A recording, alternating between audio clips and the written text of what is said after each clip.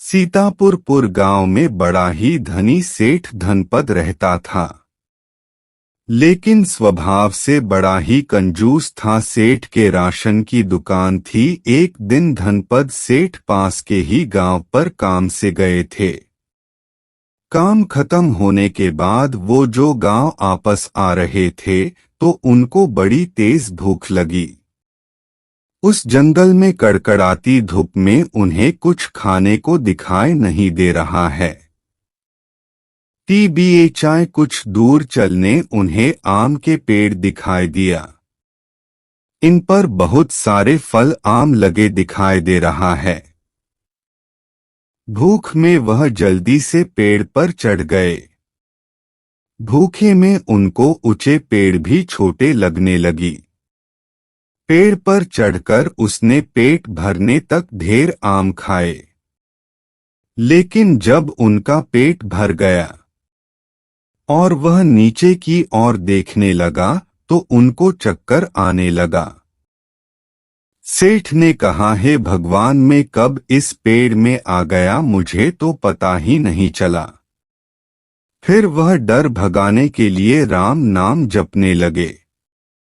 बड़ी हिम्मत करके सेठ एक कदम नीचे उतरता और राम राम, थोड़ा सा फिर नीचे उतरता और राम राम। फिर वह जैसे ही तीसरा कदम रखा उनका पैर फिसलने लगा और वह झट से कहा, मरा मरा। फिर से धनपत सेठ ने भगवान शंकर को याद करते हुए कहा, हे भगवान, भूख में कब नीचे से ऊपर आ गया पता ही नहीं चला। अब मुझे जल्दी से नीचे उतरिए प्रभु, मुझे तो ऊंचाई से डर लगता है। अब आप मुझे नीचे उतरिए। आप मुझे हिम्मत दीजिए कि मैं नीचे उतर जाऊं प्रभु। फिर भी थोड़ा नीचे उतरा और कहने लगा, भोलेनाथ, अगर आपने मुझे नीचे उतरने में मदद की तो मंदिर में जाकर पूरे 100 नारियल में चढ़ाऊंगा। फिर और थोड़ा नीचे आकर बोले, हे भोलेनाथ, अगर आपने नीचे उतरने में मदद की तो पूरे 50 नारियल चढ़ाऊंगा। इस तरह वह और थोड़ा नीचे उतरा और कहने लगा, हे भगवान, बस और थोड़ा सा नीचे उतार दो, पूरे 10 नारियल चढ़ाऊंगा। साथ ही 5 बभण को 56 भोग उन्हें खिलाऊंगा। जमीन से थोड़ा दूरी रह गया तो वह कहने लगा, भोलेनाथ, मुझे सुरक्षा करो तो आपके मंदिर में 1 नारियल और 1 बाभन को 56 भोग के साथ खिलाऊंगा। धरती पर जो यह सब हो रहा था तो ऊपर कैलाश में बैठकर भोलेनाथ ये सब देख रहे थे। वही उनके साथ नारद मुनि भी थे। उनने भी भोलेनाथ से कहा, नारायण नारायण, हे भोलेनाथ, ये सेठ धनपत तो इतना बड़ा स्वार्थी है।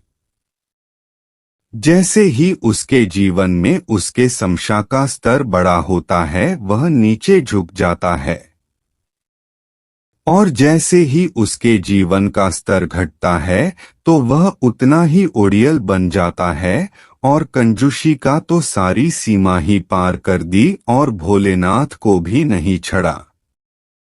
भोलेनाथ ने कहा, नारद, इंसान को उसके कर्म करने के बीच जो मंशा छिपी हुई है उसके आधार पर फल मिलता है, ना कि उसके दिखावे के फल मिलता है।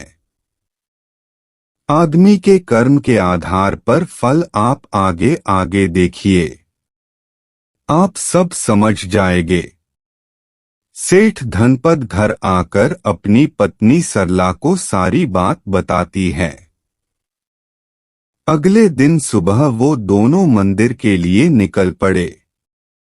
मंदिर पहुंचते ही फूल माला, नारियल, अगरबत्ती इत्यादि के दुकानें मंदिर के बाहर लगी हुई थी।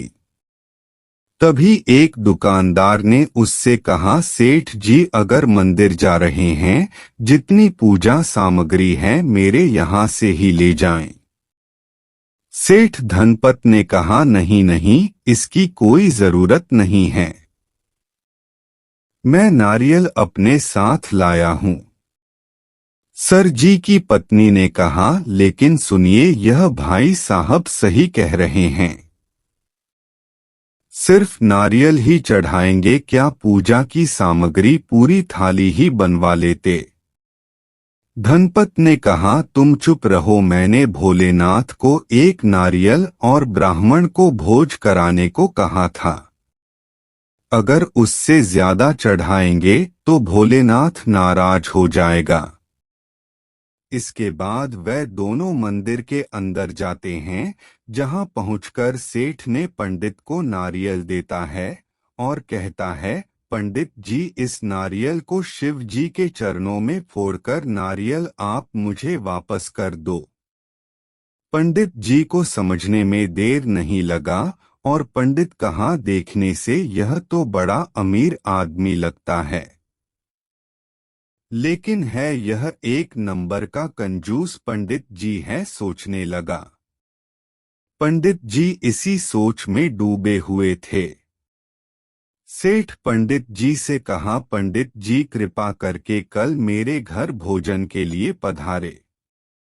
पंडित जी ने सोचा, जो एक नारियल चढ़ाकर फिर वापस लेता है, भला यह भोजन के लिए एक ब्राह्मण को क्या भोज खिलाएगा।